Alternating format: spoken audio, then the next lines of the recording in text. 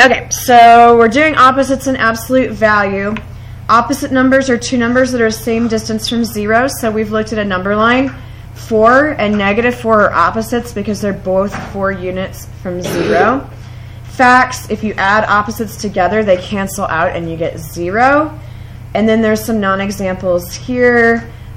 They've got a reciprocal and a number where they just switch them. Those are not opposites.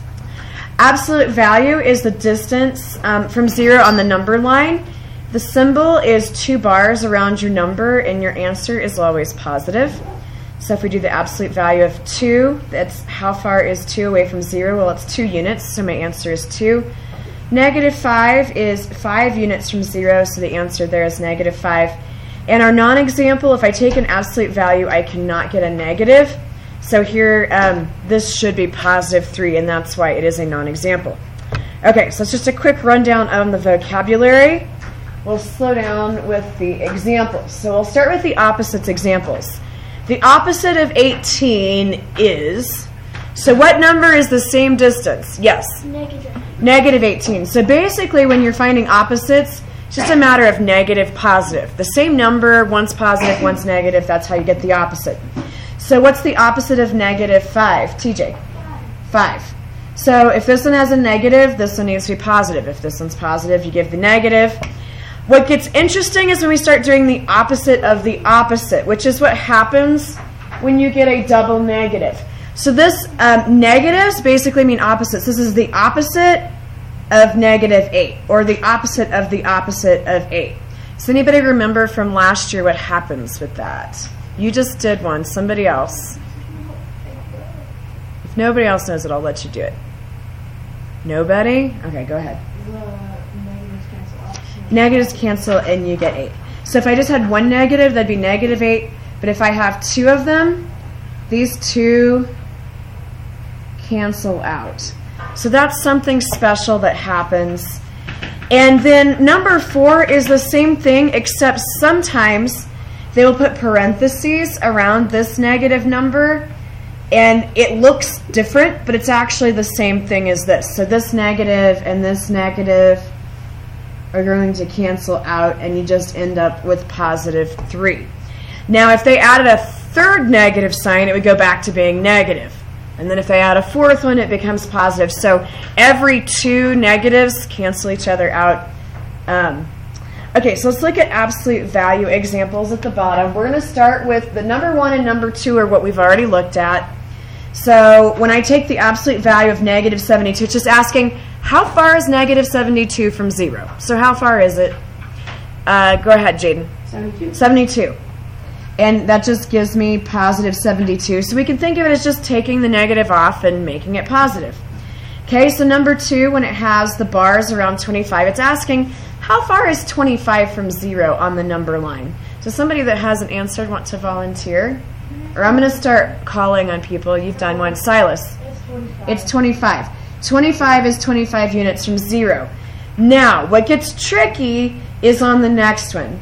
You want to explain what's going to happen? So if the negative is on the outside of the absolute value bars, it stays negative. Okay, so this negative is not being taken the absolute value. So I have the absolute value of 14, so that's asking how far is 14 from 0? Well, that's 14.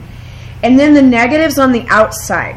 If it's on the outside, that means the bars don't do anything to it. And so the answer does come out -14. And then everybody's like, but I thought you said an absolute value, it's always positive. And it is. Anything that comes from the inside is going to turn to positive. Anything that's on the outside is not affected. Ooh, can we try the next one? Okay, yes, go ahead and try the next one. So the 2 negatives cancel out, so it's just It was a good try, but no, because these are not parentheses. So let me talk through this one really quick. Pretend this isn't here. If I'm just taking the absolute value of -10, what would I get? 10. That part changes to positive. And then there's a negative on the outside that doesn't change that we would bring down. So essentially, on 3 and 4, what we've established is if there's a negative on the outside, the answer is going to be negative. So let's put a little note in our notes about this. So first of all, I would put a note that says these are tricky, because they are. And then I would say if I'm not going to write a complete sentence because these are notes. So if negative is on the outside, answer is negative. So these are the kinds of notes when you're taking notes in any class that are just nice to have. If you know something's tricky and you might forget how it works, just write this out. So if there's a negative on the outside, it's going to end up being negative. And it is tricky because our brain wants to cancel these out, which is partly why I did these examples. This is different than having the parentheses, which I think is kind of cruel because it looks very similar. Whoever came up with all the notations and symbols wasn't thinking about how complicated this is going to be for all of us. But if they're straight up and down bars, it is different because that means absolute value. Okay, so something else that since I have this in my notes, I'm thinking you must encounter it on something, is you may have to do some operations that have absolute value in there. So what I will tell you is do all of the absolute values first, then do your adding and subtracting. So number 5, I'm just going to pretend for a second that my problem is the absolute value of negative 4. So what would that be? Just 4, okay. And then the absolute value of 6 would just be 6. So I did the absolute values. Did you see how I covered one up so I didn't get totally spazzed out by the fact that they were 2? Did one, did the other. We know how to do that. And then they're telling us to add them. So I just had to take 4 plus 6, which is 10. It's one of those pairs that they really emphasize in elementary because it makes 10. I only know because my children tell me everything they learn. It's so great. Sometimes it is. Okay, so on number 6, it's a subtraction problem, but we're going to start the same way. Cover up everything except that first absolute value. I have the absolute value of negative 12. That's just asking how far is negative 12 from 0? 12. So I'm just going to make that 12. Then I'm going to come over here and I'm going to ignore everything that's outside the absolute value. It's just the absolute value of 5, which is asking me how far is 5 from 0? 5. Good job. And then they're asking me to subtract those 12 minus 5. So take 12, count back 5, and we get 7. So pretty straightforward, not a big deal. And then on this next one, if there's an 8 just slapped on there, we're going to write a note. This means to multiply, which is kind of strange. But let's do the absolute value part first. The absolute value of negative 3 would be what? Brian, do you want to answer? Yeah.